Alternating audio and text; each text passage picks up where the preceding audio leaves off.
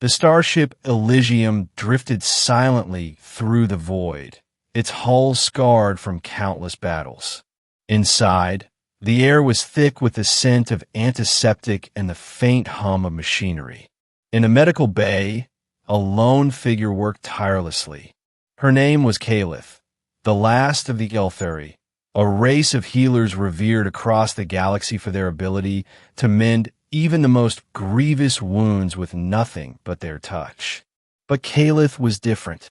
She had never been able to heal. Born without the innate gift that defined her people, she had been cast out, exiled from her homeworld. The Ael'theri saw her as a defect, a stain on their legacy. For years, she wandered the galaxy, a pariah, until she found herself aboard the Elysium, a human vessel crewed by misfits and outcasts. It was here, among the humans, that she would discover her true purpose. Captain Elias Grayson leaned against the doorway of the medical bay, his arms crossed. He was a grizzled man in his late 40s, his face lined with the weight of command and the scars of war. His eyes, however, were kind, and they softened as he watched Kaelith struggle to mend a wounded crew member's broken arm. "You're trying too hard," he said, his voice calm but firm. Kaelith's hands trembled as she hovered over the injury. "I don't understand. I've studied the techniques. I've practiced the rituals. Why can't I do it?" Elias stepped forward, placing a hand on her shoulder. "Maybe it's not about the rituals. Maybe it's about something else." She turned to him, her violet eyes filled with frustration. "What else is there? Healing is in my blood. It's who I'm supposed to be." "Maybe," Elias said, "but it's not who you are." "Not yet." Elias wasn't a healer. He was a soldier, a man who had seen too much death and destruction. But he had a gift of his own, an uncanny ability to see the potential in others, even when they couldn't see it in themselves. He began teaching Kaelith in secret, showing her techniques that had nothing to do with the Ael'theri's ancient practices. He taught her about human medicine, sutures, bandages, and the use of technology to aid the body's natural healing process. At first, Kaelith resisted, convinced that her failure lay in her inability to master her people's ways. But Elias was patient. "Healing isn't just about fixing what's broken," he said one evening as they sat in the ship's mess hall. "It's about understanding the person you're trying to help. It's about empathy, connection. That's where the real magic happens." Kaelith frowned. "Magic? You sound like one of my people." Elias chuckled. "Maybe, but humans have our own kind of magic. It's not as flashy as yours, but it works." Over time, Kaelith began to change. She started to see healing not as a mystical gift, but as a skill, one that could be learned, honed, and perfected. She combined Elias's teachings with her own knowledge, creating a unique approach that blended the best of both worlds. Her first real test came during a skirmish with a band of space pirates. The Elysium was outgunned and outnumbered, and the crew suffered heavy casualties.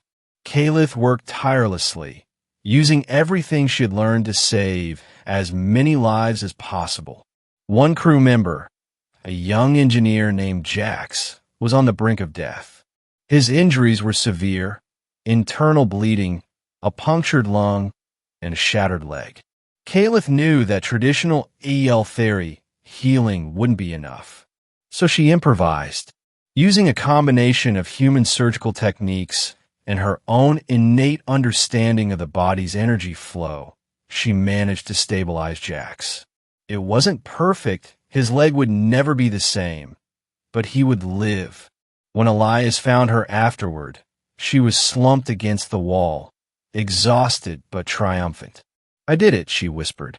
"I healed him." Elias smiled. "I never doubted you." Word of Kaelith's abilities began to spread.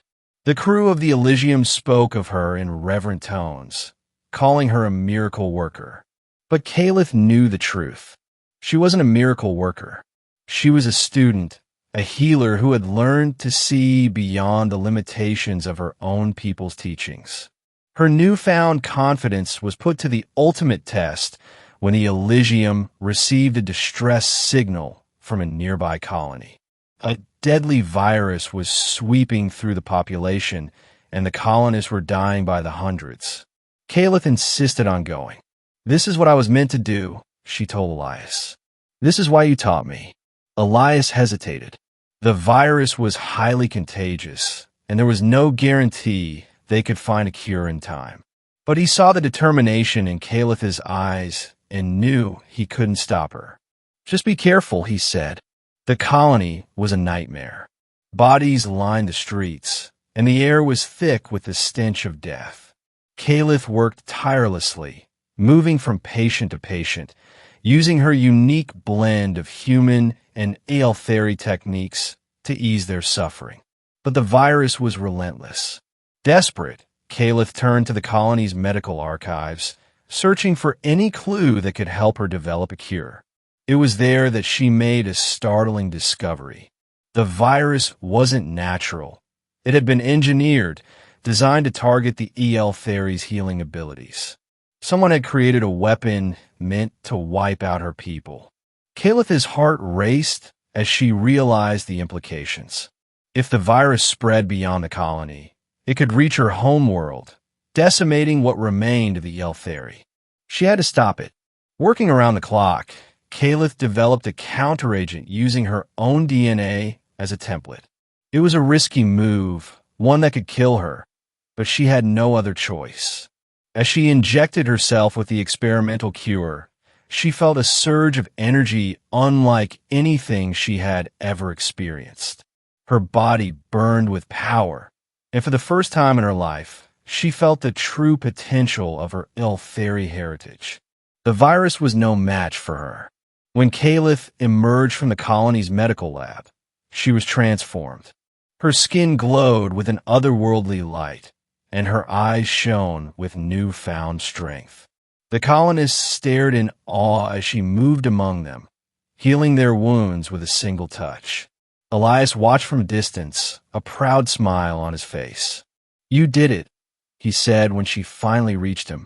Kaelith shook her head. "We did it. I couldn't have done this without you." Elias placed a hand on her shoulder. "You were always capable, Kaelith. You just needed to believe in yourself." The virus was contained, and the colony was saved. But Kaelith knew her journey was far from over. The discovery of the engineered virus meant that her people were in danger, and she was the only one who could protect them. As the Elysium prepared to leave the colony, Kaelith made a decision. "I have to go back," she told Elias. "I have to warn my people." Elias nodded. "I figured you'd say that. The Elysium is at your disposal." Kaelith smiled. "Thank you for everything." The journey to the Ael'theri homeworld was long and fraught with danger. But Kaelith was no longer the outcast she had once been. She was a healer, a warrior, and a bridge between two worlds. When she finally stood before her people, they were hesitant at first. But